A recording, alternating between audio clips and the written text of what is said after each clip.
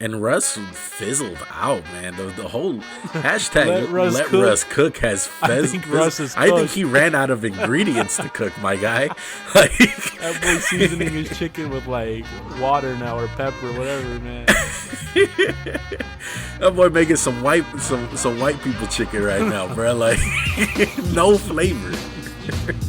That's a meme we're talking about, okay? White people, y'all okay over here.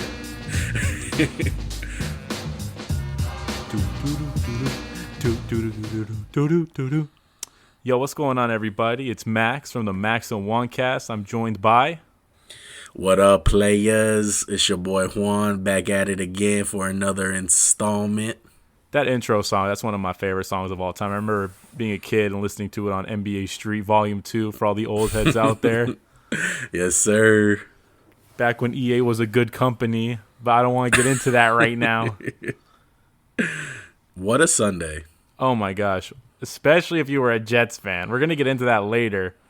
But we're just going to take you through the NFL games of the weekend. We're going to talk about a couple NBA things at the end. So, Juan, start us off with the first game. So, the marquee matchup of the weekend was obviously Kansas City going into New Orleans. And what a game, dude. KC wound up coming up on top 32-29. What's your initial thoughts, Max?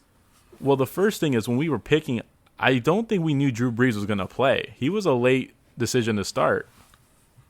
Yeah, we did the pick'ems kind of early in the week, but both of us were going into this. We both picked our game with the notion of Brees not playing. Yeah, and we both had it a close affair, and that's what it was. The Chiefs, like usual, play with their food. They did some Warrior-esque things in the third quarter.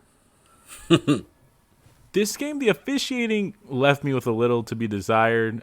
I mean, let's just talk about it right now. Cameron Jordan did not deserve to be thrown out of the game. That was BS. Yeah, not at all, dude. That was BS, bro. To the fullest. Yeah, he had a closed fist, but it was during the play of game. It was a heated game. It was just, it was uncalled for him to get ejected. I felt like it was just already enough with the flag being thrown. Yeah, you know, if you want to give him unsportsmanlike conduct, 15 yards, that's fine. But that is the best player on their defense. It's not even close. Him and Mitchell Schwartz battling that afternoon, it was amazing, man. Those two guys are, the tops of their position potentially? Yeah, their defense was amazing, dude.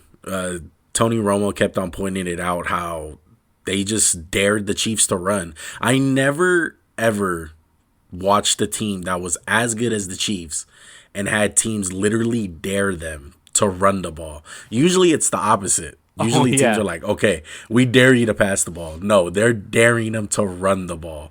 They bring two safeties back, and their whole defensive front is just like, okay, and we're going to stop this run without our safeties being in the box. And you guys are going to have to run this ball.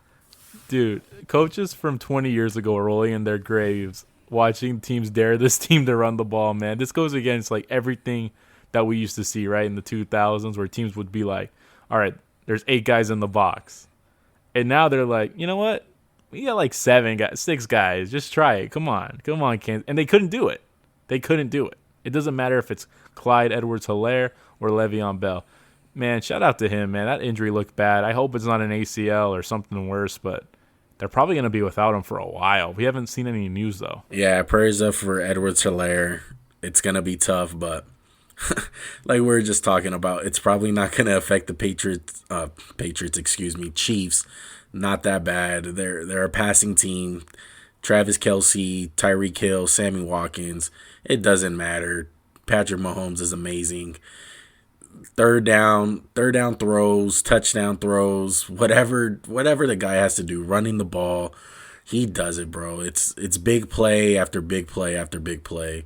It's amazing to watch. It gets me pissed off that he's in our division. He's great, man.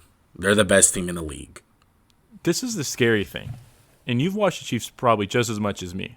Have they played their best game yet, where they didn't have a miscue on offense or they left yards on the field? Because if you ask me, they left yards on the field. Mecole Hardman dropped an absolute dime from Patrick Mahomes early in the first quarter. Yeah, it happens almost every game where there's a lot more meat on that bone that they could have ate. That's insane, dude. They're like the Warriors, man. We've been saying that. They just play with their food, and when they want to turn it on, they flip that switch, man. And it doesn't seem like it's not going to work. There's just too much talent on that football team. Yeah, I was hoping Tony Romo was going to give a shout out to our podcast because he was just talking about how dominant the Chiefs are in the third quarter. I was like, mention the Warriors, but he didn't mention the Warriors. Well, he probably heard it and didn't want to steal it because he's a good guy. So that's Tony Romo. Exactly. But dude, it's so funny that they're the most dominant team in the third quarter in the NFL. And it's just, they bring comparisons to the Warriors to me and Max. It's amazing. Do you want to talk about the Saints side of the ball on offense? Breeze had no weapons. Who do you have? Emmanuel Sanders, Jared Cook. Little Jordan Humphrey. Exactly, dude. 3 practice squad players brought up this week for them. That's who they were throwing to. It was bad. I know Max is not a big fan of Drew Brees as of this season. I don't think it was his fault. 4 seasons ago. Since the noodle arm became a thing, I have not been a fan. Look, I'm just going to talk about the first quarter interception. That was a stupid decision. It's tough to watch these two quarterbacks because when Mahomes loads up and throws, the ball's on a rope, and every ball Drew Brees throws is just like fluttering through the air all softly. I'm not saying he's a bad quarterback. I'm not saying that. I'm just saying the arm difference is huge. Yeah, he doesn't have the arm strength like he used to, but I still feel like he reads the defense good enough. Even though he only threw 1 pick, the Chiefs did have a couple of drop picks, especially one that was in the end zone by Tyrann Mathieu that he should have had. But he still makes big time throws. He's still Drew Brees. He's not a bum. He's not a bum, dude. I come off saying that. I know I come off sounding like that. I don't mean to. I'm just critical of him because everyone wants to praise the dude for stuff he's done in the past. I get you. Yeah. He showed up today though. I felt like that Cameron Jordan ejection really did kill their momentum, and I think Patrick Mahomes is just too much for them. They're just way too much. Their defense played amazing. For everybody, man. Yeah, and I don't think their defense played that bad. They cracked the hell out of Patrick Mahomes on that fumble that they had with Hendrickson. That guy's good. That was nasty. He's good, man. I haven't seen Patrick Mahomes get hit like that in a minute. He kind of has that Russell Wilson thing where he never gets hit big. So, like, when he does, it's like, wow, oh, my God, they got him. Real quick, I just want to talk about the Chiefs' defense. I know they're not good, right? And I told you this a couple weeks ago, I believe. They don't get pushed around in the run game that much. I know they can't cover anybody, right? But Kamara did not dominate this game from a running the ball aspect. No, he had a touchdown in the red zone, but he didn't break out and ruin the game for them. They kept them in check for the most part. I think the Kansas City Chiefs, with the model they put on defense, because, it's 60%, 70% of their money on offense. But the guys on defense they have, they're so impactful, it almost covers up the whole of how bad. Like, if you take off Chris Jones, their defense is trash. Yeah. I don't know. Maybe it's because the 2 games that I've seen the most of the Chiefs were against the Raiders, and I felt like that is the recipe to beat them. You have to bully them up front, and you got to run the ball against them. And I'm gonna keep on saying it. I just don't think that their pass rush is that good. I know Chris Jones is elite, and like you said, I do agree he's impactful. But as far as the rest of their guys, I just don't feel like as a unit they're good pass rushing wise. I 100% agree with that. Frank Clark, I don't know what happened to that dude. He has not looked anywhere near to last year. I know he came on late in the year last year, like towards the playoffs, he started popping. But where is he, man? Have you seen him make a play in the last few weeks? Make that the whole season. I haven't seen him make one play. Jeez, man. And that's a guy they're giving so much money to. Their cornerbacks are solid. They're really impactful as far as Chris Jones and Tyrann Mathieu. Those are their best players on defense. But a lot of the other guys that they have, they're just, I don't know, they make plays when they need to. And that's the biggest part. Especially their cornerbacks and Brashard Breeland and L'Jarius Sneed. I think, and excuse me if I say Sneed. Top 10 name in the NFL. But he had a pick, so they make plays when they need to. Which is a benefit. They're not one of those defenses that has no idea what to do well. So they just do what they do well, and if it works, it works. That's one good thing about having an identity. And we were talking about the defensive side of the ball. Do you want to move on to arguably the best defense in football? One of the best. Are you talking about the Miami Dolphins, or are you talking about the Pittsburgh Steelers? No, I'm talking about the Dolphins. The Dolphins. The Dolphin, Big Tuna. They got a dub today, man. Big Tuna.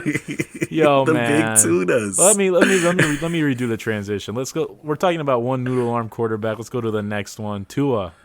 No, I'm kidding. Come on. Yo, R.I.P. Billy Ball game. Man. Yeah, Miami gets out with the win, 22-12. Big win for Miami. Tough look for the New England Patriots. The Patriots' reign of terror is officially over. It was an amazing run, and we may never see it again in professional sports. But god damn, I am so freaking happy that it's freaking over, dude. I am so happy. What do you think? Is it bad? I'm a little sad because, I can't root against them anymore in the playoffs, with all your heart. Because let's be real. Other than divisional opponents, was there a team you wanted to see lose more than the Patriots? Yeah, they've always been one of those non-divisional teams that I think everyone roots against regardless, just because of the whole Brady and Belichick. I think that's what makes it sad. It's I wanted the ship to go down with Brady there, and he's gone. So it's kind of man, I didn't get to see it all come crashing down. But you know what? It's impossible, man, to be good for as long as they've been, right? And they somehow did it with Bill Belichick, Josh McDaniels. Shout out Matt Patricia. You were there for a bit of that. This is more impressive than the Spurs. Everyone always compared them to the Spurs. Football's a harder sport to dominate than basketball. That's facts. Yeah, just with the talent level that they worked with over the years. And it shows both ways. It shows when they don't have the talent, and when they do have the talent, they almost go damn near perfect. So, best organization in professional sports of all time in that span. It was the greatest run I've ever seen. In hockey, basketball, any individual, I'm sorry. It's the best consistency of winning, domination, the whole package, dude.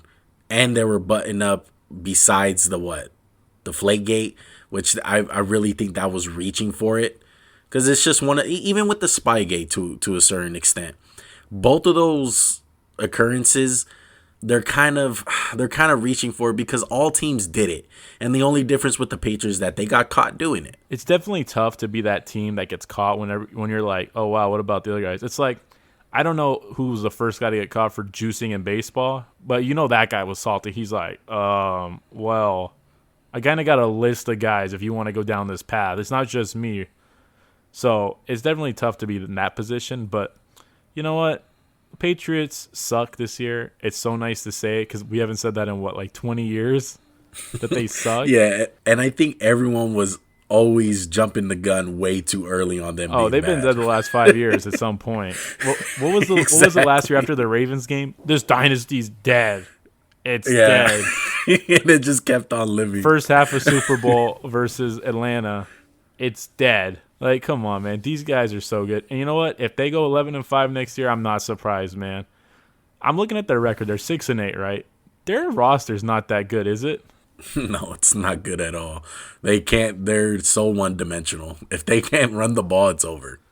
Yeah, and so many of their guys opted out.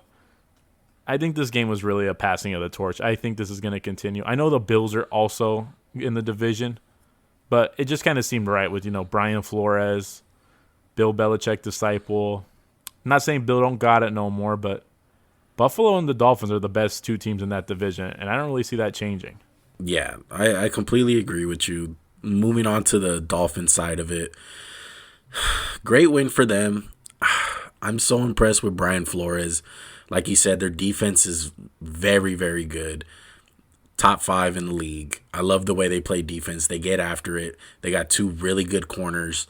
They have a collection of pass rushers. It's not even that they have one guy that's dominant. It's just all of them really just get after it. And it's a lot of guys who've been kind of lost in the shuffle over the years and, former first-round picks like Shaq Lawson and guys like that. But as a collective and as a group, they play great defense, man. It's very impressive. They know who they are. They play good on special teams. They play good on defense, and They're so well coached. yeah, they're so well coached, man. They stick to their guns. It's kind of like the Patriots in a way, though, right? Like the Patriots for how many years have not had a great pass rusher? I know they had Chandler Jones, but he wasn't like the Chandler Jones we've seen the last 2 years. They always find a way to manufacture pass rush, just like the Patriots. And I mean, let's be real. Kyle Van Noy was playing hard against his old team. Brian Flores was coaching hard against his old team. I mean, let's get to the main guy, though. What did you think of Tua? Because this is the guy who's going to decide the future of their franchise. Okay, look. Obviously, I'm not impressed. I'm just not impressed as far as him being a guy that can carry a team. For their situation and what they're doing right now, he fits perfectly, man. You got to give him credit in that aspect. Okay? Two things that I noticed. One, in the Chiefs game, he was down early, okay? And it obviously did not faze him. He kept on throwing the ball with confidence, so that doesn't faze him. Number two, mistakes. He's thrown interceptions, and he's fumbled the ball or take safeties, whatever it is. That doesn't affect him either, really. It really doesn't seem like it. His demeanor and his body language is fine. I like that about him. That's the positives, okay? The numbers aren't that impressive, and he's obviously just managing the game for them. Exactly what I was just going to say. That's the style of football they play. It's defense, run the ball. Even though they can't run the ball, the offense is so vanilla with him. It's bootleg, read option, power run game. It's so basic for them, but that's the style of football that they're winning at. Yeah, and obviously it's going to come back to bite them when they face a team who can score a lot of points. And by no means the Patriots are not that team. It really showed against the Chiefs. But you got to give them some leeway with the Chiefs. That's the best team in the NFL. And they did put up a fight at the end of the day. Their defense was amazing in that game. I thought Tua played his probably best game so far. But like we talked about with the Chiefs and Mahomes, Tua left a lot of meat on the bones. Like if he made a couple of those big boy throws, that game's changed completely. And that's what I need to see from him. It's not the intermediary short throws because he can make those. He's pretty accurate, but it's about can you put the velocity on the ball? And I know not everybody's got the Josh Allen type arm, right? But there is a bare minimum of arm strength required. And I think Tua's right around there where he can maybe do it. I need to see more, though. I really want to see this team play in a playoff game. I'm very interested in seeing that. We'll see if they do make it. Next week's big. Not just saying because you're a Raider fan. I'm saying, let's see. Yeah. If Tua carves up the Raiders' defense, I know that's not a big deal. But, like, he should carve them up. No offense. I'm sorry. I don't want to give you flashbacks to Thursday.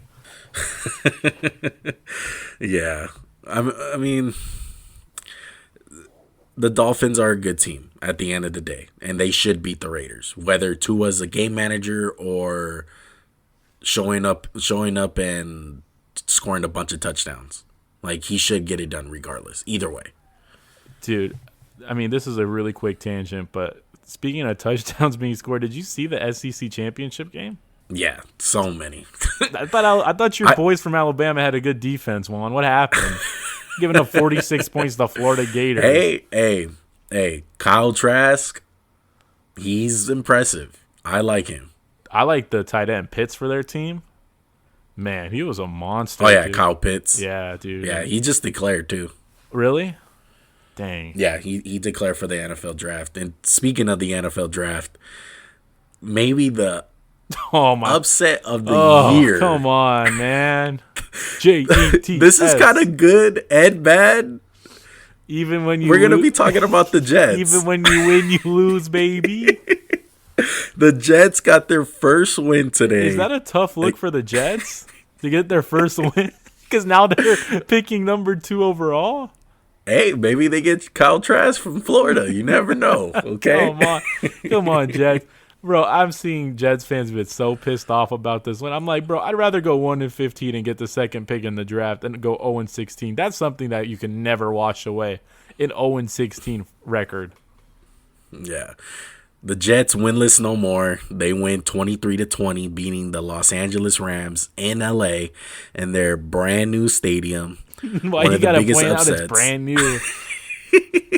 You know what's funny about it's this embarrassing. Game? You know what's funny? Even if there were fans allowed in the stadium, the crowd would have been probably the same as today, with nobody. That's tough. Because nobody in LA cares. You're probably right, but one of the biggest upsets of the season. No, it's the biggest upset of the season. The Rams are I supposed wish to be a we good bet team, on this man. game. I wish we bet on this game. Weren't you saying I should just put down $10 on the Jets just in case? We should have. We should have both. We should have both put down at least $20. Let me look up the spread really quick. Jesus. Yeah, it was bad, dude. The Rams, you got 17 points if you took the Jets. Man, that's insane, dude. It was insane. Yeah, they got out to an early lead. Their defense played great today. They had 3 sacks on Goff. It sucks that they're probably going to lose the number 1 overall pick. But to me, my opinion, you can't tell grown men to go out there and lose a game. They're going to go out there. They're going to try. They're not going to get embarrassed like that. They don't want to go down as a team that never won a game. It's not going to happen. And a lot of these guys don't care. They don't care about the next year's team. They're probably not even going to be on the team. So why should they care? They're going to go out there and put their best film out there, and they're going to play their ass off. I thought the Jets whooped the Rams' butt a little bit. I would definitely say the first half, this game was all Jets. They kind of took their foot off the gas. It was funny to watch them play with the lead one. I don't know if you saw this. They look like they're like, oh crap, like we can't blow this. What are we gonna do? What do we do? I was just like, well, thank God that they didn't have Greg Williams because they probably would have blitzed their way out of that lead. Ran commit. 4th and 20. You think Greg Williams was like, oh crap, I hit run commit? No.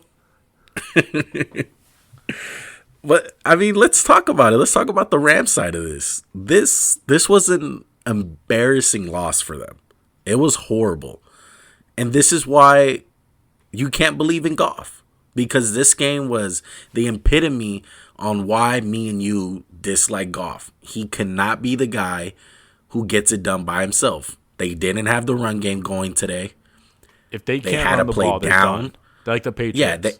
They couldn't play from down. And their defense, even though their defense has been playing great this year and number 1 defense and all that, they struggled today, okay? They got off to a bad start. The Jets started scoring some points early, and Goff had to take them out of it, and he could not do it. Adam Gase looked like he had a beat on the Rams' defense. And not a lot of teams can really say that this year. They've been playing great. It's just shocking to me. I don't understand what happened. I want to go back and watch film of it. The first half, the Jets were whooping their butt in the trenches. It's just embarrassing, man. Like you said, it's an embarrassment, an extremely tough look for my guy. I don't know if you caught this on the broadcast, right? I forgot who was calling the game, but they said Sean McVay called Adam Gase during the week and said, hey, take pride in how hard you guys are playing. If I was Adam Gase, I'm calling Sean McVay after the game, be like, thanks, baby. Don't worry, we still playing hard. What it do, baby? Yeah, it was bad, dude. To me, it's just more of a magnifying glass on Jared Goff, dude. He's not the guy. You can't win a Super Bowl with that kind of quarterback. He doesn't deserve that money. He's more than what he is. He doesn't have a good deep ball. A lot of his throws are managed by Sean McVay and getting guys open and having a good scheme. It doesn't look very well for them.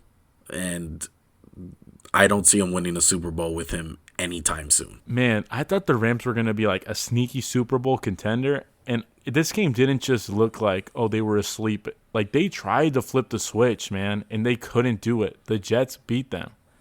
And there was this play at the end of the game, right? Frank Gore catches this little, like, hook pattern in the middle of the field, like he slipped out of the backfield. And there was no one there. It's like the Jets had the perfect play called up, man. The Rams deserve to lose this game. I'm glad that Jets didn't choke this game away.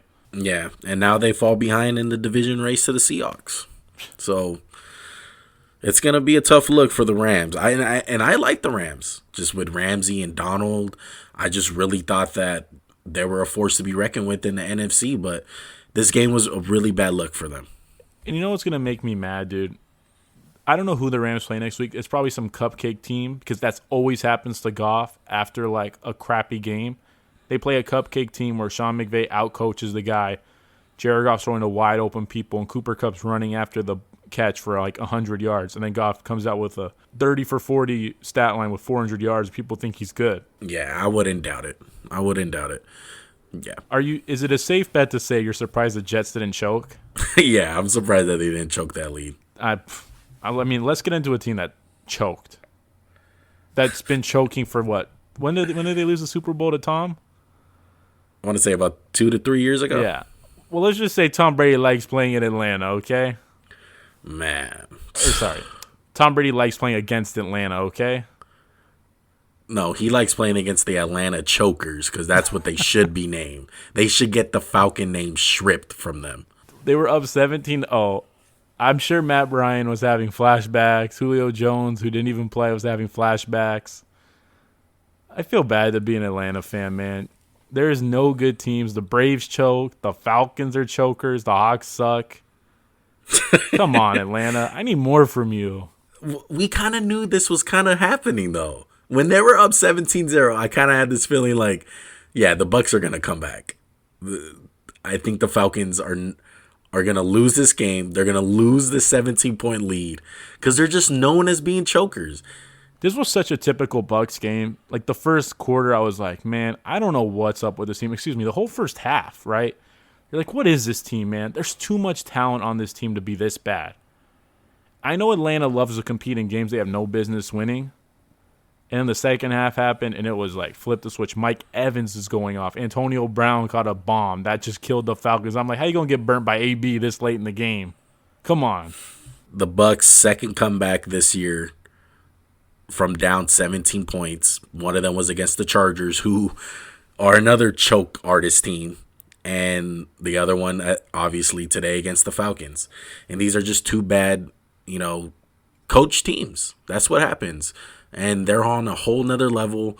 I just feel like at this point, it's in their head. At this point, they got to be thinking of it every time that they're up. So how do you fix that? Just like clean house? So Matt Ryan goes, Julio goes, Raheem Morris goes. I mean, he's just the interim anyway. Yeah, I think it's obvious. They have to clean shop because this is unacceptable. It is, honestly, and it's tough to look at. And if I'm an Atlanta fan, I'm tired of this, man. Like, if I'm an Atlanta fan, I go somewhere and they say, you watch football? I'm saying, nah, man, I don't really like football. Or I like the NFL. Yeah, that's cool, man. Yeah, man, I'm a players guy, And then when they mentioned the Falcons, like, what? Oh, they still play? I mean the Chokers? Nah, man, I don't watch those guys. The only guy that impresses me on Atlanta right now is Calvin Ridley, man. He's a baller. Yeah, he's impressive. Do you think he's a number one? Or he's just like a high-level 2? I think he's a high-level 2. I think he's kind of like a step over Juju Smith. Is he better than your boy Coop?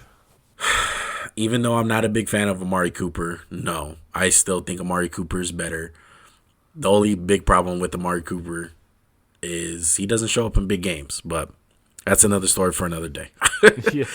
Why don't we just save that for when we talk about the 49ers and Cowboys?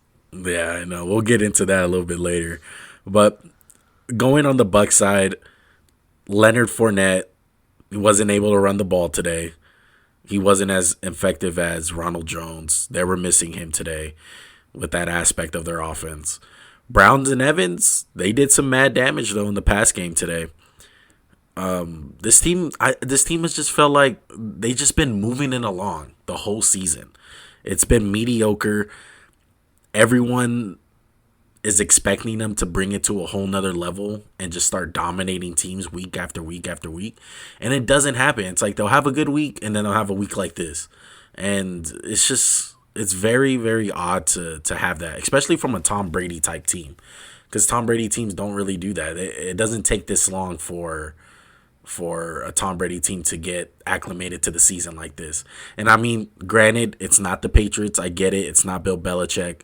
But the Patriots back in the day, it took them until November to really get on a hot streak. Is this team's problem the roster? Is it the coaching? What is it to you? To me, I think the roster's maybe a little bit overestimated because they got the talent at like flashy positions, right? Like receiver, quarterback. They don't have a great O-line. They don't have great cornerbacks. I know Carlton Davis is good. Antoine Winfield's a rookie. They have a solid D-line. I just don't know, man. I don't know what to make of this team. I was going to say, man, I'm so much more sold on this team, but I'm still like, it's like a game-by-game thing. Are they going to show up or not? And I don't know what the problem is. Yeah, this team to me smells and looks like a team to get exit in the first round. Like, is it a close game or is it a blowout? Or it could be either with this team because they're just the Bucs at this point and we don't know what to make of them. I don't know how they'll lose because it's been all over the place this year. I just know it does not look good. And they look like a type of team to maybe win these last 3 games and they just don't look good. Like they're ugly wins, kind of like this one. And they go into the playoffs and I believe they'll be 11-5. And everyone will be picking them because obviously it's Tom Brady. But I can easily see them losing. I just feel like I feel like it's more of a coaching thing. I just feel like they're not as buttoned up. That's Bruce Arians, though, right? Like, he's not a button-up guy himself. And this team screams to me, a team that beats bad teams but won't beat a good team. Honestly, that's what I see. It's like they're going to take care of business against the Lions, the Jaguars, the Jets. But that doesn't get it done in the playoffs, man. And if they get unlucky and have to go against, like, the number 2 seed, I'm scared if I'm a Tampa Bay fan. Yeah, they're just super inconsistent, man. It's hard to look at them winning the Super Bowl this year and have them down as a favorite. They had a good stretch, but, man, after that Saints game, too, like, they've had some tough looks on their schedule. Like, what was it, 38-0 against the Saints? Like, you haven't competed with the best team in your division. That's why I don't buy into them. I know they're what? I think they have the same record now, the Saints and the Bucs, right? They're both 10-4? Yeah. Man. No, I think the Saints are – let me check it real quick. The Saints are 10-4 and the Bucs are 9-5. So the Saints still have a lead up on them. Oh, okay. The Saints are definitely one of those teams that need to play inside. They are not a good outdoors team, but I'm not sold on the Bucs, man. I don't think anything's going to change my mind at this point. They're just too inconsistent. Yeah, it's gonna be hard to pick them winning over any other dominant team in the NFC, especially the top 3 teams. Oh, for sure. And who's more inconsistent, them or the Cardinals? I would say the Bucs, but hey, the Cardinals got a win today, dude. I mean, we don't have to talk about this game. We can do our usual 10 seconds on my Philadelphia Fly Eagles Fly. Let me start it, man. Is that okay? Can I start it? How about you start it? Can I start it? Please. Thank you, man. Carson Wentz looked great today. Holding that clipboard, earpiece in, giving guys high fives. I just want to preference off by – let me start with Jalen Hurts' stat line, okay? Does that work? Please. 24 for 44, 338 yards, 3 touchdowns, 63 yards rushing. He had a stupid safety in the beginning of the game. That's a rookie error. I'm not mad at that. You know, he panicked. Our O-line is awful. If you're an Eagles fan, or if you didn't watch this game, you're going to see the yards and think, oh, my God, look at the yards. He had a lot of yards today on quick screens. I think he had probably about 100 to 110 yards. That doesn't mean he didn't play well. I thought he played so much better, right? It's like not even he was so much better than he was against the Saints. He was throwing the ball with velocity, which I love to see because I have questions about his arm. His placement at times was spotty one. I know you saw that too. I know you had a close eye on this game. But, man, this dude's a running back, man. When he has the ball in his hands, I'm not saying like Lamar Jackson. I'm not saying that negatively, right? I'm saying when he gets the ball in his hands and he's moving, he's a running back. You saw that on the touchdown. He's dangerous. Did you see the touchdown against Budda Baker? Yeah. He dragged Budda Baker. Mm-hmm. And I'm not saying he's the guy yet. I still need to see more. I know it's been 2 games and he kept us close, but the Eagles were competing in games before him. He's a little loosey-goosey with the ball. He had 2 fumbles today. But, I mean, you run that much. I get it. You're a rookie. I'm not going to hate on him too much. Yeah, I was so impressed with Jalen Hurts today. He simply makes plays for you guys. I seen him make tight window throws. He's good enough in the mechanics department that I can see him growing on it. I'm with you on that. I can really see. And I don't even like the guy really that much. Yeah, I can totally see him working on his mechanics because it's obvious on where he started from Alabama and where he is now is night and day, dude. So I have total confidence in him. I love what I seen, especially with his, he just had great moxie out there, dude. It just felt like the lights weren't too bright for him. There was a play in the last drive of the game where he got tripped by Hassan Reddick, and he simply just picked up the ball and threw the ball. Oh, it was like, a it's just simple completion to Goddard. stuff like that. It was a great play. That was phenomenal. And it's just plays like that where it shows he's not afraid of the spotlight. The game is not too big for him. He's cool. He's calm. He's collective. Now that doesn't always work out with every quarterback just because you have that. You still got to have some sort of talent. And like you said, with the whole running ability, he's phenomenal. Oh, it's opened up the offense. It's really opened up everything. It was great to see today, man. I really like what I seen from Jalen Hurts. Did you watch this game start to finish? I didn't watch every single play. I would like to go back and watch every single play, but I definitely had a close eye, like you said. So in the beginning part of the game, there were some miscues on Arizona's defense. Like Zach Ertz got behind the linebacker, Jordan Hicks. Way to play hard against your old team, Jordan. I mean, we still miss you, man, in Philly. But, like, his running puts pressure on defense. It puts them in a bind to a certain degree. Because, with Wentz, he's mobile, but he's not. Jalen Hurts is a different level. I don't even want to put him on the same level. I think when Wentz, he rolls out to pass, right? Hurts, it's like, this guy's rolling out to run, man, and he's going to pick up yardage. He's physical. It's just kind of scary, right? You never like to see your quarterback lower his shoulder. Yeah, definitely, dude. Unfortunately, you guys have no weapons on the outside, like we've been saying all year. Alshon Jeffrey, we might get Deshaun Jackson back so we can get hurt. That's my favorite one. Hey, man. But besides Rager and, of course, Goddard, dude, it's obvious Goddard is way better than Ertz, like you've been saying. Ertz is done. Oh, he's cooked, man. He's just lost the explosiveness. And I know he's kind of playing banged up, but it didn't look good before the injury, man. Yeah, and going on the Cardinal side of it, DeAndre Hopkins absolutely murdered you guys. You know in Madden, when you get your superstar X Factor and it's just like you just abuse the corners with it? Like, what's it called? Mossed? Double me, Moss, whatever. DeAndre Hopkins was like, dude, he had all of them. He had rack 'em up today. He was like breaking tackles, running. I was like, why couldn't we get the Kyler Murray, DeAndre Hopkins connection against the Giants where he had like one catch for like 20 yards or something? But no. Yeah. We got no corners. Slay was out. Thank God. We don't need to kill Darius Slay's career anymore. We had fight, though, man. That's one thing I am proud of this team with. Even with Wentz, we fought. We didn't get bullied that often. We're a bad team. It's not Hurts. It's not Wentz. It's the whole team. We had a pump block today. It's just bad, man. Let's move on to next year, all right? Yeah, your guys' offensive line really showed again this year with all the sacks. But moving on to the other side of it, hey, man, Kyler Murray, amazing game. Talking about stat lines, 406 passing yards, 3 touchdowns, 1 INT. He was phenomenal. Hopkins, like you said, had a great game, 9 receptions for 169 and a touchdown. And that touchdown came in a crucial moment of the game.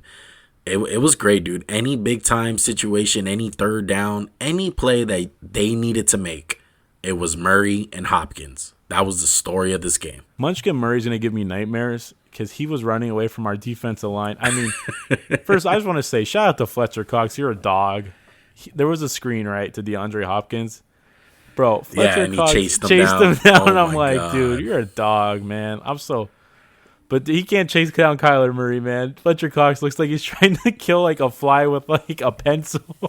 So bad. Yeah, Murray finally had his bounce back game. He's had a tough stretch of about 3 games. So it's good to see that. This win was huge for them. They're looking to get into the playoffs, man. Is the door open with the Rams, or they're too far gone? I think they're a little too far behind, right? This is what they're... No, not for the division, but definitely for the wild card.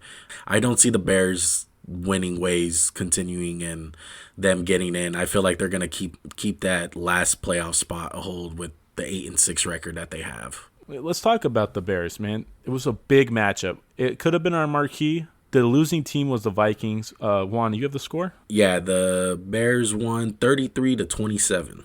The Vikings are done now, right? Yeah, they're done. It's not looking too good. No. They're what, 6-8 now? Yeah, when you have to play the game of we need 5 teams to lose on week 17, you're never in a good spot. Like, I remember seeing one where it was like, I just say the Lions, for example. They're like, they need Dallas to lose, the Bears to lose, Vikings to tie. And it's like, bro. Yeah, they just need too much. Just call it, man. You know what? If I'm a Vikings fan, I'm proud of the way this team started to where they're at now. You have a stud in Justin Jefferson, man. Dalvin Cook, another building block. Kirk Cousins, is he like Jared Goff a little bit better? Maybe. No. How do you like that, Kirk? You like that. But you know what I like? What do you like, Juan? Come on. Hey, I like these running backs. If you had one of these running backs in fantasy, congratulations, because the running backs were the story of this game. Whoever had those guys. David Montgomery had his best game of his career. Congratulations to you. Bro, has he gotten faster? Finally found your potential. Has he gotten bro, this dude couldn't run away from Akeem Hicks like a week ago or someone like just as slow as him. Now he's running away from people. I think it's the Trubisky effect. Is Trubisky the guy? No, he is not. But I just want to say this. I was wrong about this game. Dalvin Cook freaking killed it. He had an amazing game. Who told you that? I said he's not that bad against the Bears. But hold on. We forgot to because I brought up Trubisky. Who was taken after him in the draft? Deshaun Watson? That's one of them. I know you probably never heard this stat. Patrick Mahomes. Oh, my God. Oh, yeah, Patrick Mahomes. Oh, my God. Sorry, I just, every broadcast, Mr. Trubisky, they could have had Patrick Mahomes. It's like, yeah, they know. You've drilled that into our heads at this point. Trubisky, I still don't think he's the answer. He had a really dumb interception. He had a really dumb interception in the red zone late in this game. It was bad. He almost threw away this game. That's part of the mystique. But you bring up Justin Jefferson, and I just want to say, man, this dude is freaking amazing. Best receiver in the class, without a doubt. Hey, Rieger's not bad. Stop. Almost. Stop. I can't wait for Rieger to be playing, and they're going to be like, they could have had Justin Jefferson. I'm going to have to hear that for 10 years. Yeah, the Eagle fans are sick, but he is so patient, dude. He doesn't even play like a rookie. He plays like a veteran. He obviously watches a lot of film, and he knows how to set up guys throughout the game. And it's so obvious. He's one of the best rookies I've seen with a route tree like him at such a young age in a while, dude. It's been a while since I've seen a guy like this. I mean, the only guy I can think of is going back to Coop. Remember when he came out, it was the route tree. He's got the NFL route tree so clean and out of his breaks. Yeah, Amari Cooper was and still is one of the best route runners in the league. I can't hate him for that. But Justin Jefferson, I just feel like he's so much more patient than Amari Cooper. It's just Justin Jefferson's patience throughout the game and just setting up certain routes. He's not scared of the big moment. Yeah, and it's nothing like his physicals are good. Probably is it a mindset? Can I bring that back? Is it a mindset? That's yeah, a mindset. It is a mindset. That's a mindset. Because he's not crazy. He's not crazy athletically. Even a guy like Amari. I mean, a lot of people forget Amari Cooper still ran like a 4.3 or 4.4. What was it? I forgot what it was, but he's still fast. He had a great combine. Or he's not athletically gifted like a guy like Henry Ruggs or Tyreek Hill. He's not super fast. He's not super big. He's not the 4.42 tallest guy. Whatever the case is, he gets off on pure film studying, solid hands, and just knowing how to set up guys. He's a dog, bro. I think that's what the difference is. Like, Amari Cooper never had the dog. Justin Jefferson is a dog, bro. I know it sounds like that Minnesota won this game. I know. We're kind of talking about them more. Sorry. They still lost. They have a lot of young guys on defense. Their defense is kind of depleted this year. They're bringing in a lot of new guys, especially at the cornerback position. But let's see where they go from here. They might get rid of Kirk Cousins. Besides that, great win for the Bears. I still don't think they're going to make it to the playoffs. They had way too bad of a stretch of losing. There's always That's that one about bad it. team that makes the playoffs, right? And Yeah. I think I'm looking at it. I mean, And it was the other bad playoff who, team the Bears? yeah, they might be the bad play, or what is it, football team or the Bears? No, it's I think that spot is sealed by the NFC East. Hey, come on, don't talk bad about my. You know what? Let's just get into Seattle, Washington, really quick. Dwayne Haskins teased me. I thought he was gonna bring him back, and then I remembered it's Dwayne Haskins. What did we say on the Picks podcast? I think you said it. You're like, I'm afraid Yeah, Dwayne run the Haskins is ball. gonna throw this ball away, game away. Oh, and he did. He 100% threw the game away. I think he had what, 2 picks, dumb picks. Yeah, it was bad. I feel so bad for the defense of Washington. They played their hearts out. The offense didn't score. The offense didn't score until the damn fourth quarter, dude. That was their first touchdown. It came in the fourth quarter. That's how bad their offense was playing. Haskins is bad already without a run game. They didn't have it again today. It's tough with all the injuries on the offensive side for them. With no Alex Smith, and I don't think they had Gibson. No, he's still out with It's turf tough. toe. Yeah, he's still out with turf toe. It was bad. It was bad on the offensive side. You're not going to win the game with Dwayne Haskins throwing the ball 55 times. I mean, should not have been the game plan. Was ideally to have him throw the ball 5 times.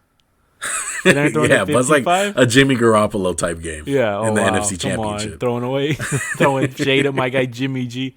Hey, look, really quick, I gotta bounce back to the Rams and Jets game. Didn't they extend their streak of opening scoring? Yeah, they started off 7-0. I told you, bro, that'd be making a difference, man. If you put the Jets offense with this I almost did it. If you did put the Jets offense with this football team, now you maybe got a contender, okay? No, man, Dwayne Haskins is trash. He's done. Stick a fork in him. He's done. Get him out of there. I thought I would never see this, but man, Alex Smith compared to Dwayne Haskins. Woo. Yeah, and going on the Seahawks side, I wasn't that impressed, especially with their offense. Their offense really disappointed me in this game. I think that just goes back to what we've been talking about, though. It's just the football team. Man, I almost said it again, dude. Washington. No, it goes back to the matchup. This team's D-line is that good. Their defense is that well coached.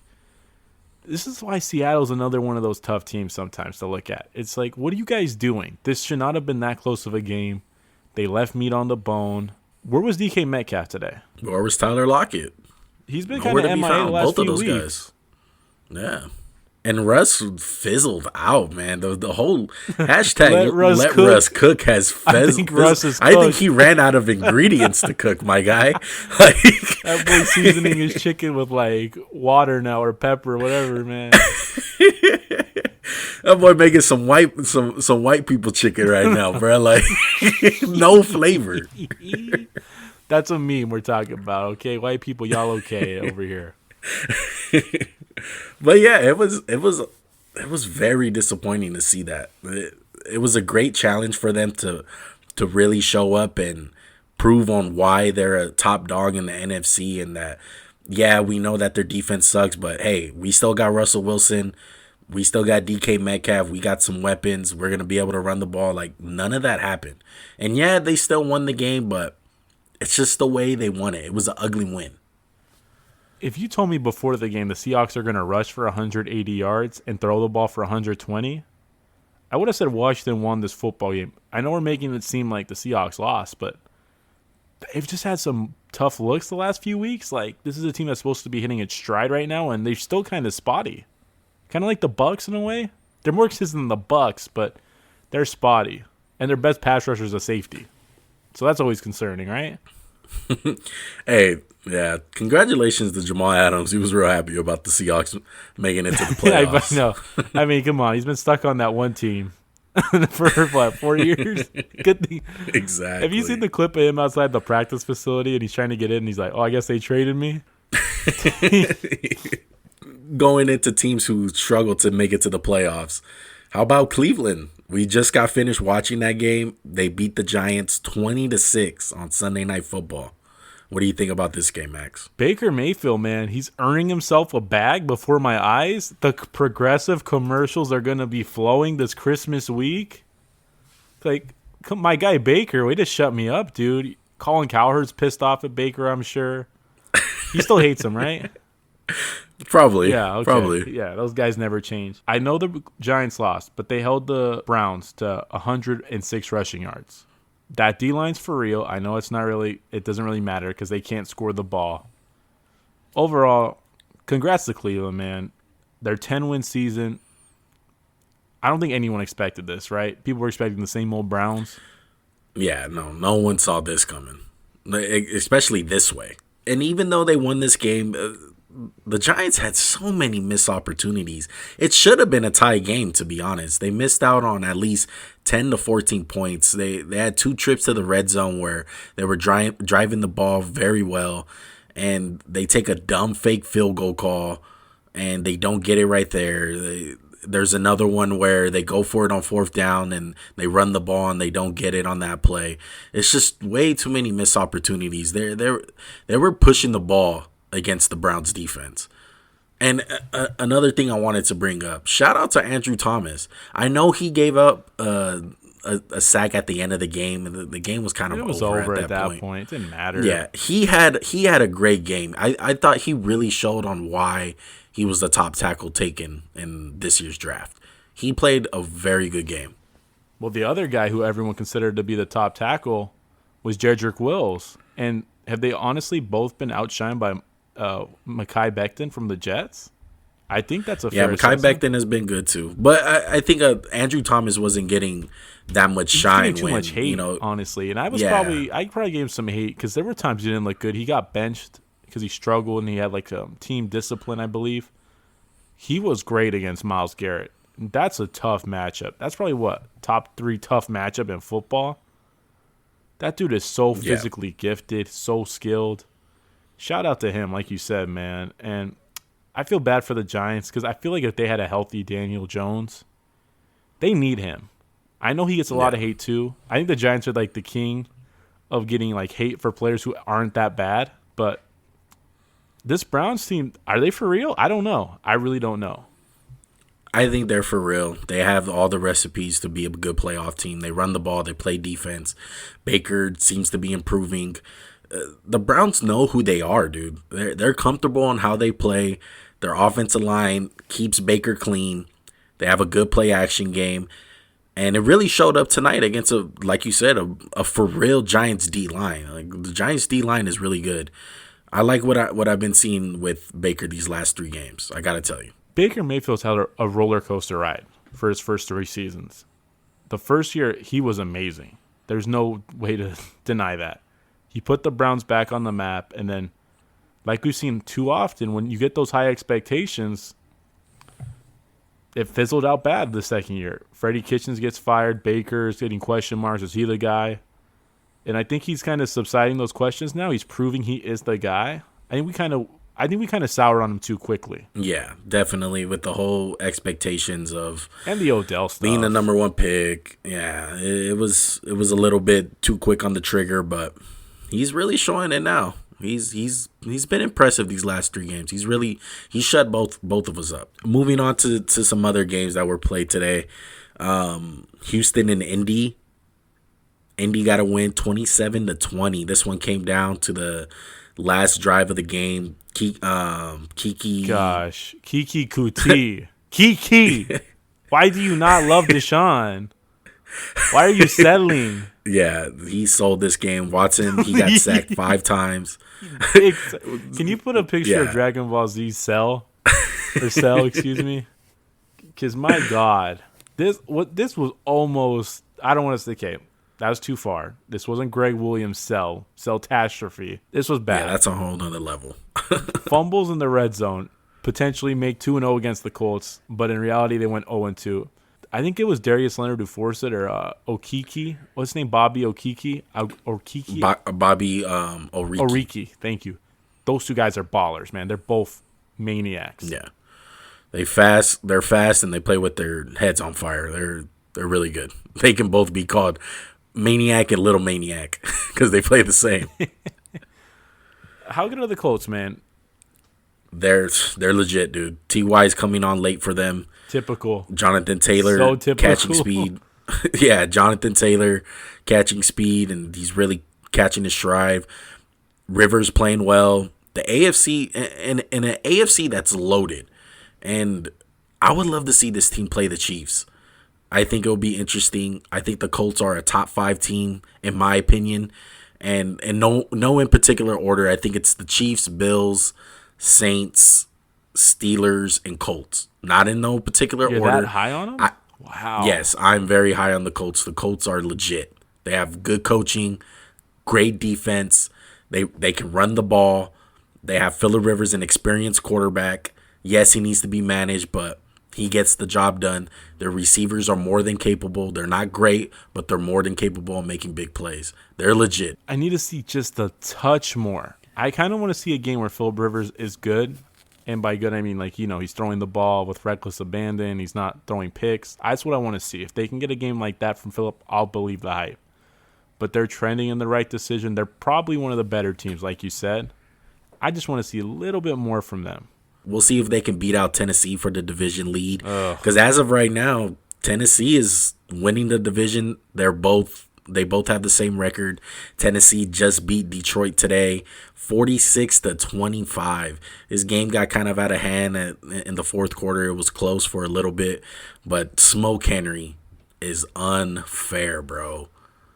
Smoke Henry, King Henry, whatever the hell you want to call him. I feel bad for guys trying to tackle him. They don't want to.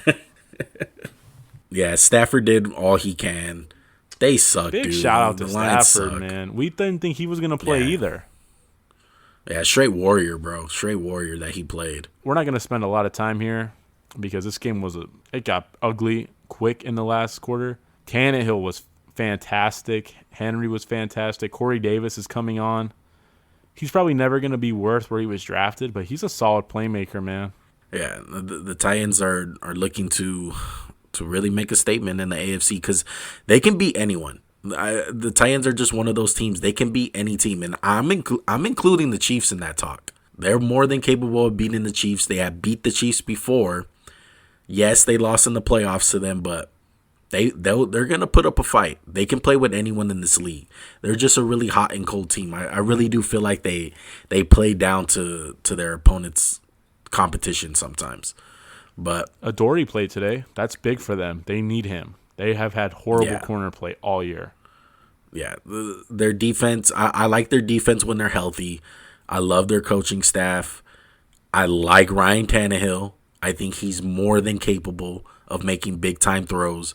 He got too much hate early in his career in Miami. Yeah. He needed to get out of Miami. Right? Yeah, it was injuries. Dolphins at that point. Yeah, the Dolphins were going in a different direction. They traded Juice, and they were just cleaning house. They wanted to get a new regime. He didn't really fit it. He had a lot of injuries, but comeback story, dude. He's found a home in Tennessee.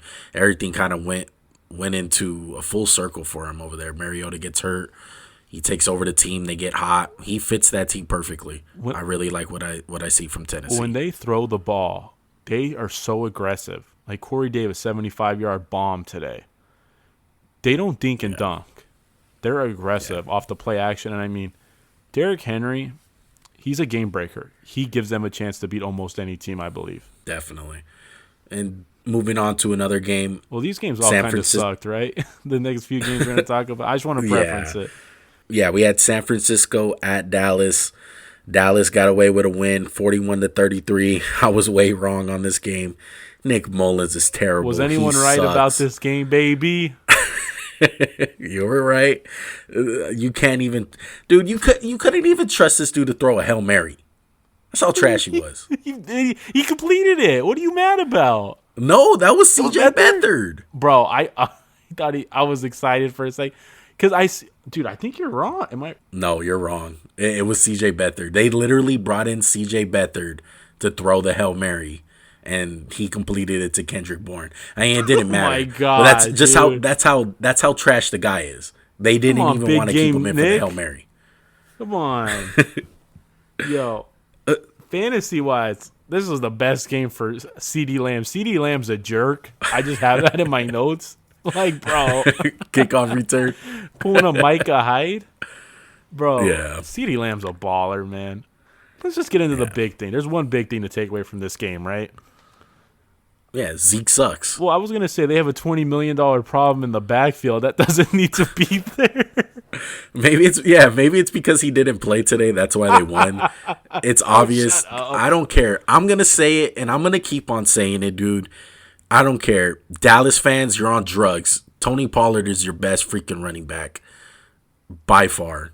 I don't care what anyone says.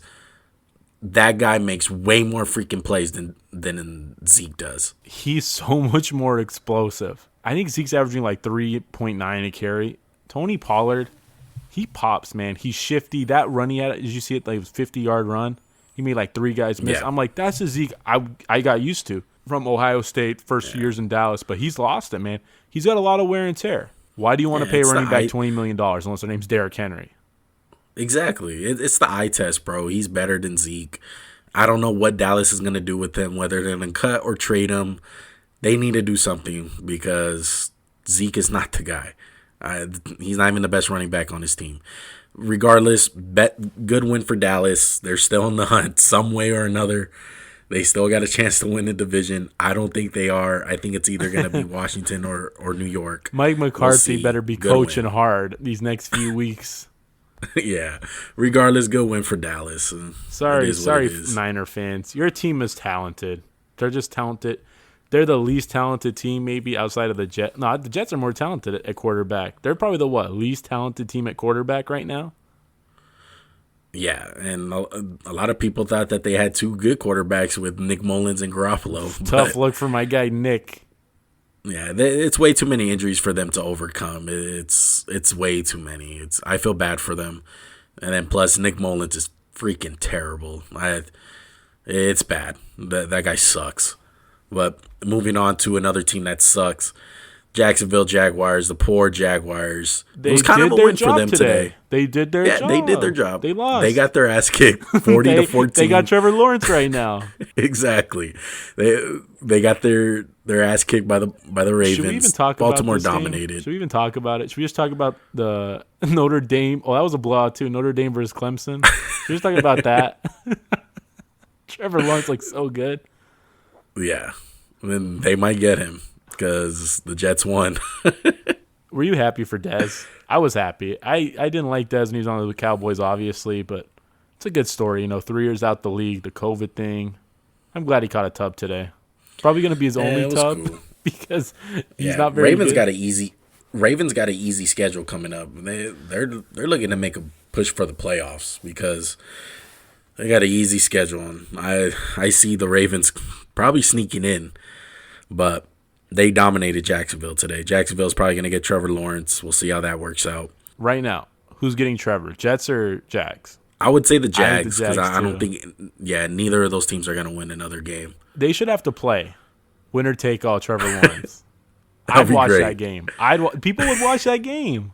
Yeah, people would. People will watch any NFL game because Saturday we had a couple of games. The NFL, I felt like, just try to do this to screw college mess sports. Over the try to mess over college sports and championship Saturday.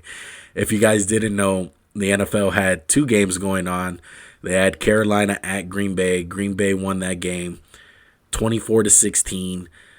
Packers dominated. Rodgers dominated. Way too much for the Panthers. Panthers look like they packed it up. Packers are probably the best team in the NFC right now. A little fight at the end, but it's just they're just outmatched, outclassed by the Packers. The Packers look like you said, they were just chilling, playing with their food. Aaron Rodgers is a beast, dude. Devontae Adams, did he catch a touchdown? Devontae Adams did not catch a touchdown. Wow. There is someone who caught a touchdown I want to talk to you about. Robert Tonyan. I saw this stat online. How many touchdowns did Jimmy Graham catch for the Packers in 3-4 years? For the Packers, I don't know, maybe 3. 5. He's caught 9 this year, Tonyan. That's insane. Come on, Jimmy. You're better than that, Jimmy. And speaking of another team who got dismantled, and this was the other Saturday game. Were you Buffalo smiling? at Denver. Were you smiling? Yeah, we're both smiling because look, I love the Bills, dude. The Bills beat down the Broncos 48-19, just straight spanking. Bills look good, but we were completely wrong on this game because they were definitely not hungover from that Steelers win. No, I mean, we were just saying that's a possibility, but I think, we still thought the Bills were so much better. But, you go to Denver on a short week and, it's a little shorter because you're playing on a Saturday. But Drew Lock, man, right when you have a good game, you got to have a game like that. They're so dumb. They suck, Yeah. Denver. Yeah, Should they John suck Elway be there. on the hot seat? Let's just talk about that. It's tough because they actually look good those last like 3 or 4 games besides the COVID game. But yeah, it's tough luck for the Broncos right now. I don't think they're confident in Drew Lock. I don't think they know what they're gonna do with Drew Lock. I know what I'll do. I wouldn't touch him. I would get rid of him. Trim the fat. Cut. Slide him some Do money what under you the gotta table. do. Say bye-bye. Have a nice day. Yo, this is a classic. You win a Super Bowl as a GM, you would get like 5 extra years you shouldn't get. John Elway, my guy, this one's for John. Come on, John. I need more than that. Like you can't find a good QB. Come on. Yeah. Congratulations to the Bills though. They won their division for the first time since 1995. That's Bro, when I graced this earth. Both of us, right?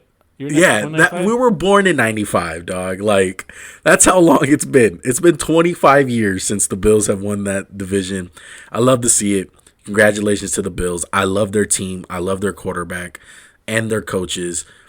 I look for them to make a deep run in the AFC. They're just really good. I'm so happy for the Bills, man. I've always liked the Bills. It's been one of those teams, man. They've been like just a running joke for the last, 20 years.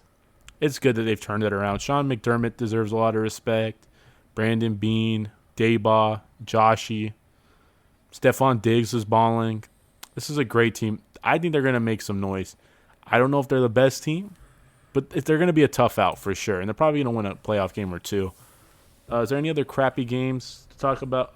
You know what? Can I bring up a game? Is that okay? Thursday Night Football. Nah. We had the Los Angeles Chargers, bolt up Superchargers versus the Las Vegas disappointing Raiders. Look, I just want to hear your opinion on the Chargers first. I'll take care of the Raiders. Oh, I bet. I hope you're digging a ditch to put the Raiders season in. I'm going to bury the Raiders like Tony Soprano did. R.I.P. Tony Soprano? You mean Sperano? Tony Sperano. Shout out to him. Rest in peace. But I'm going to bury the Raiders like he did Football. with the football. When he buried the football. That's what I'm going to do to the Raiders. But continue. I want you to talk about the Chargers because they deserve it. Justin Herbert's a freaking beast. Should have been the first quarterback taken potentially. I'm saying that I know Burrow's hurt. Herbert's been the best rookie quarterback, even with Burrow playing as good as he was. Anthony Lynn, my guy, can he just get fired? I like Anthony Lynn. Justin Herbert's going to save this bum's job. Literally. He's going to save it. You're not lying. You're not lying at all. They had so many opportunities to close out that game.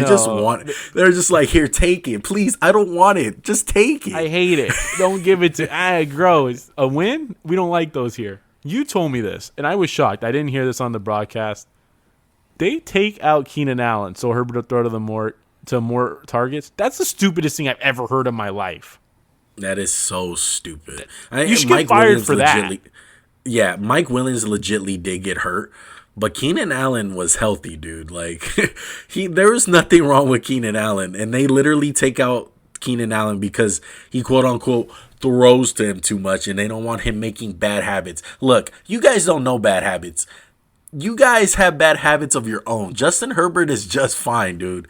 Give him Keenan Allen. I don't care if he throws to him a million times. You know why he throws to him a million times? Maybe because he's the only good receiver on their team. Maybe you guys ever thought about that? No, they haven't thought about that because they're the Chargers. Well, didn't they miss like 2 field goals this game too? They missed 2 field goals. I'm telling you, they just that game had no business in going into overtime. They suck, man. I know they beat the Raiders. I know you're gonna rant, but Chargers suck. Herbert's a great piece. Keenan Allen's good. This kid is special, man. There's no other way to put it. That throw he had to basically ice your team, where he gets hit and he throws a laser 40 yards to Guyton. That was an amazing throw. I know he fumbled. That was insane. Well, you can get into it. Go ahead. Why don't you take me through your thought process on the fumble that got recovered and they brought it back to the 1? I knew they were gonna bring it back to the 1. Wait, hold on. As a Raider fan, hold on. What were the percentages you thought you'd recover that fumble? 0. Okay. I knew we weren't gonna recover it. Okay. I just knew it wasn't gonna be a touchdown. I wasn't worried. As a Raider fan, if you're a diehard Raider fan, you know about the Holy Roller. Literally, the Holy Roller happened, and it's the new era, and that's the whole reason why they had that rule. In under 2 minutes, the offensive player who fumbles the ball has to be the one to recover it. Shout out to David Casper, but that's why they made that rule. Casper was smiling when they brought that ball back, saying we gave him the Raiders life. So I knew it wasn't over, but it was 0 chance. We made the play. No one went for the ball. No one had a freaking clue where the ball was because our defense sucks. Before I get into the Raiders, shout out to Justin Herbert. He's great. He's gonna be a pain in our butt in our division, just like Patrick Mahomes. He's great. Really quick, I don't know if you saw this. I forgot which Raider linebacker it was. He obviously didn't know the rule. When they recovered the ball, this fool slammed his helmet into the ground, and he was super puzzled about what was happening, and he went back out there. It's hilarious. Hey, it was probably Raekwon McMillan or something. I think it was Raekwon McMillan. Yeah, was this the weekend of terrible. like fumbling like on the goal line as a quarterback? Because Teddy Bridgewater fumbled. Someone else fumbled today. I can't remember who. But there's a lot of fumbles on the goal line on sneaks. But go ahead. You rant. I'm just going to be here. Look, I am so disappointed in the Raiders. I'm disappointed in Carr. I'm disappointed in Gruden. Carr gets hurt. The offense looks better with Mariota and his running ability. I know he played amazing, dude. Shout out to Mariota. Marcus. It was cool for him to have a little comeback game. But that doesn't help out our defense, who is probably one of the worst defenses in the league. But one thing that got my attention, dude, our offensive line is the most expensive offensive line in the league. Most money towards. And we couldn't punch it in from 5 yards with Josh Jacobs. I will say, the third down play call was horrible. That sprint right out option. Terrible. That was a terrible call. But go ahead about the line. I'm with you 100%. It was embarrassing. It was absolutely embarrassing. No Bosa. I just want to add that. No Bosa. He was getting evaluated for a concussion. And no Bosa.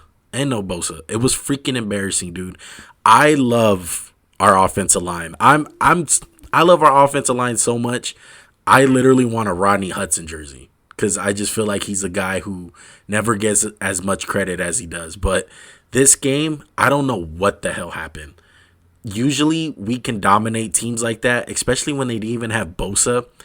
The Chargers have solid defensive linemen. Nothing amazing, though. No like Aaron Donald or someone who's game-wrecking abilities, okay? It was freaking embarrassing, the fact that we couldn't get a push that night. It was freaking so hard to look at. Gabe Jackson, Rodney Hudson. The right side, man.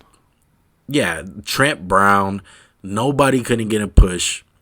Once again, I'm telling you, it was freaking embarrassing. Ever since that Chiefs game, we never looked the same. That's why you don't count moral victories, because it looks like the Raiders counted that as a moral victory, and they thought that they were a better team than they were. And that's not the case. They need a lot of work. We're probably going to go 8-8 or 9-7 like I predicted in the beginning of the year. But it felt good to beat some good teams this year. Our season's over. We're on freaking ventilators right now, barely breathing, barely alive. We have a 2%. Yeah, our team has a 2% chance to making the playoffs. It's not going to happen, Raider fans. I'm sorry. I love the Raiders. I look forward to next year. I'm still going to watch these last 2 games. Season's over, dude. It's embarrassing the way that we lost. If Mariota balls out, If Mariota balls out, I know it's an if. Is there quarterback controversy these last 2 games? Yeah, there is. That's crazy because Carr's played good this year, but something about Carr, man, he doesn't always deliver. He kind of has these up and down like games. Like, the Falcons game was bad on his part. Dumb turnovers. I mean, we'll see with Marcus. Mariota, he's talented. He is a second overall pick. He was good in Tennessee. He gets paid. He gets paid the top dollar for a backup quarterback, so he did his job. Well, with that being said, man, it was a great weekend as far as football goes. Football, we had NFL. Yeah, championship Saturday. It was great. Football Sunday was great. We had a couple games on Saturday. It was Thursday night football. Bittersweet. I guess it was cool. Bittersweet. It was cool. But we had some NBA basketball news coming out this weekend also. Kyle Kuzma, extension with the Lakers. I don't know the exact numbers. I'm pretty sure that you have them. Let's hear about it, Max. 3 years, $40 million contract. The third year is a player option, so basically 2 years. What is that? 20-something million in change, right? Something like that. Yeah. I like the move. It makes Kuzma much easier to trade because as it stood right now, his cap's so low it's hard to trade him for anything because in the NBA you have to match contracts. It doesn't work. Like we can't trade Bradley Beal for Kyle Kuzma straight up. The contracts won't work. I think he's going to have a good year, honestly. And I've been saying that because there's no pressure on him. The team won the championship. He's going to have to compete. He took some steps in the right direction in the bubble. If he can just become a solid three-point shooter, he's like a 3-and-D wing with a little bit extra offense flair. It's a good move. Solid move by the Lakers. They're keeping the core. He's not really a core, I would say. Like I saw a picture, Lakers got their foundation with Bron and AD and Kuz. But they've been talking about trading Kuz for like 2 years. He's definitely not one of the core guys. You don't trade the core guys. Yeah. Just a quick little Laker trivia. You get one guess at this. Who was the last draft pick that the Lakers extended? Draft pick. Bynum? Kobe? Correct. Andrew Was it Bynum. Bynum? That was the last. Yeah, that was the last guy who got extended by the Lakers. So it's been that long. Hopefully it works out better than Bynum. I don't know. That worked out for us. We got Dwight for that year. If Bynum ruined his career bowling. Hashtag bring back Bynum. Throwback. But hey, I like the contract also. I think it fits his value when you take in consideration that he's been switching roles constantly ever since he's been a part of the Lakers. The improvement on defense that some people didn't think he can make the jump for. He's actually been improving in that department. I don't know who you're talking about, but if you have something to say, say it, bro. Hey, just before we had this podcast, Max was a person who did not believe in Kyle Kuzma on the defensive end and said that he will not improve. He had some valid reasons, but safe to say that Kuzma has been proving him wrong. And hey, I'm not saying Kyle Kuzma's an all defense type of guy. He's just he has improved a lot from where he was. Part of the reason was Luke Walton trying to play him at the 5. He's a guy who's better on the perimeter than he is against the basket because he's small. I know he's 6'8", but he's not like a big guy, right? He doesn't have a lot of strength. I think this contract is one of the few I've seen that like fits the value. And that being said, are you good with Kuzma? Yeah, let's talk about like it. My guy. This guy's this is my guy, Rudy Gobert. I've been on him before he was starting in Utah. Juan can attest. I've known Juan a long time. And I was like, Juan, they got this guy in Utah. His name's Gobert. You could ask Juan. We used to play 2K. I put him in the lineup. And Juan's like, who is this freaking 7'2" gazelle with these long-ass arms? I'm like, bro, it's the future. Like, I would just run pick and roll and lob to him all day. But I hate this contract so much. He got a bag. I can't believe it. Get your bag. I cannot believe it. He got more than shocked. AD. I was shocked when I seen it. He probably doesn't have the opt-outs. I haven't seen the specifics yet that AD has, but you don't pay Rudy Gobert this much money. I know he's good. I know you're Utah. But, like, man, you got to draw the line somewhere. You can't give him more than AD. AD can win an MVP. Yeah. I would have let him walk. I would have let him play out this year. And if he walked, dude. First of all, he doesn't fit on the floor during some playoff series. We have seen that. I just don't like it. He's a great defensive anchor at times, but great rim runner. I just feel like it's great. It's the whole $40 million. It's the whole thing with. It's the whole thing with the Lakers with JaVale McGee and Dwight Howard. Like, yeah, those guys are good in certain series, and they really do help out. But there's just some series you can't play those type of guys. You just can't.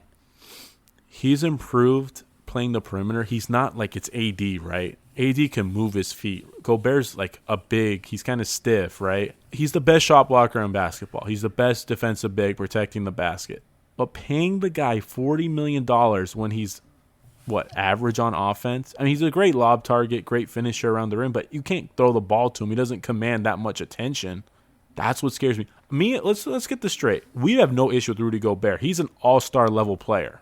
But this is like giving Tobias Harris max money. Yeah, you don't do it. Value. You just don't do it. It's too much money for what it is.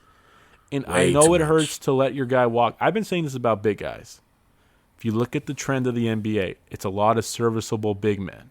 Dwight Howard. Daniel Theis is starting for the Boston Celtics in the Eastern Conference Finals. The Raptors using a combination of Serge Ibaka, Marc Gasol. They're not premier players anymore. This obviously didn't work, but Houston abandoned centers. So why are you going to give a guy $40 million who's not a top 5 player in basketball? Top 10. That's insane. Yeah, it's absolutely insane. I couldn't believe it. The Jazz are freaking nuts for giving this guy this money. But, hey, congrats to Rudy. Get your money, my guy. Get your bag, boy. What kind of bag? What is it? Euros in France? Spend your euros, bro. Just spend. And just with the fact, I mean, I guess the relationship with Donovan Mitchell is good now. Oh yeah, I guess that first round playoff exit just strengthened it. There's all that talk, right? They're gonna break it up. If it was me, dude, I would trade him. Man, I love Gobert, right? You know that. It's just too much money, dude. You can't give a guy like this. This is the problem with max contracts. This is the issue. He's a max level player but since he won a defensive player of the year, his max goes from $20 million a year to $40. It's so bad. Yeah, it was nuts. A bad move. And we love Rudy Gobert in some aspects of his game. He's amazing, but $40 million, that's Anthony Davis money, and he does not play at Anthony Davis level. AD got 5 for $195. That's, come on. What world? What world are we living in? Yeah, they were better off just letting them play out the year. Expiring contracts are more valuable just to have them. It's insane, dude. It's crazy. Who's better agent, Gordon Hayward or Gobert's? It's tough. Gordon Hayward. At least Gobert is good. It's good. Yeah. That boy Gordon Hayward, man, get your money, dude. I've said it before. Paul George, get your money. I ain't get mad at you if you get your money, but man, come on, teams, be smarter than that. Like, this makes me like almost sick that he got more money than AD, and I love both these players. I really do. Yeah, and Max is the first person to admit like he's a big fan of not only Rudy Gobert but the Jazz in general and just what their culture is and how they play. He loves the way they play. My power rankings, man. Come on, yeah, Jazz. And it's just you're a fool if you think that this is a good deal. It's insane. It really is. You just don't pay a guy that much money. Can we just call the podcast? It doesn't make any sense. Just call it on this, man. This is insane. I hate this move, man. It's a D move. Like, it's a D plus. Just because he's a good player.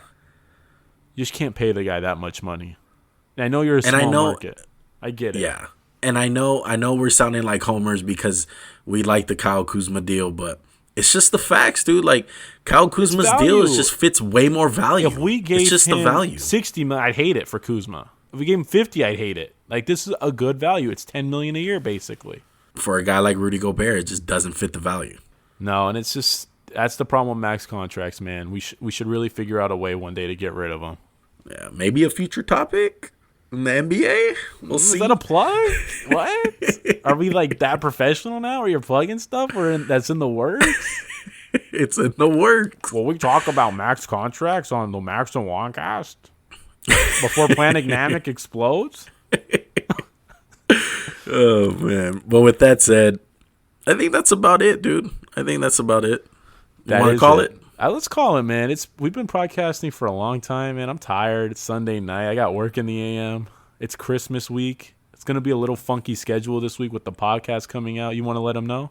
Yeah, we'll try to get out our NFL pick'ems a lot earlier, just because there's multiple weekday games, and with the whole Christmas schedule, and not to mention the NBA kicks off this week on the 22nd. Tuesday, baby. Let's go, Lakers. Yeah, it's going to be a lot rings. It's going to be a lot of content coming out.